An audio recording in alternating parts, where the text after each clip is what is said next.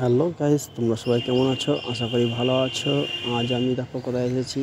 এটা হচ্ছে জলেশ্বর মন্দিরের যে দুধপুকুর, সেখানেই আমি চলে এসেছি। দেখো, গতকাল এই দুধপুকুর থেকে ভগবান শিবের শিবলিঙ্গটা তোলা হয়েছে।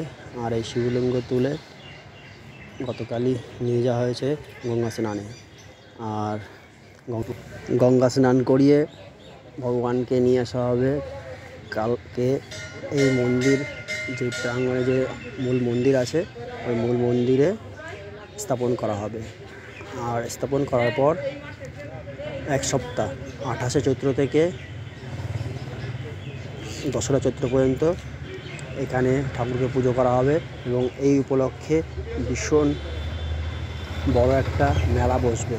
যারা যারা মেলায় দেখতে এবং ঠাকুরকে দেখতে চাও, চলে আসো 28 তারিখের পরে, যে কোনো দিন, যে কোনো সময়।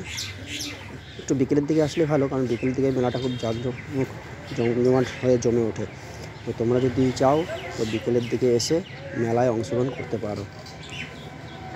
তোমাদের জন্যই আজকের এই ভিডিওটা আমি স্পেশালি তুলে ধরলাম। তো গাইস, দেখো কি সুন্দর শিবলিঙ্গটা। জলেশ্বরের যে মন্দির, সেই মন্দিরের মধ্যে শিবলিঙ্গটাকে রাখা থাকবে।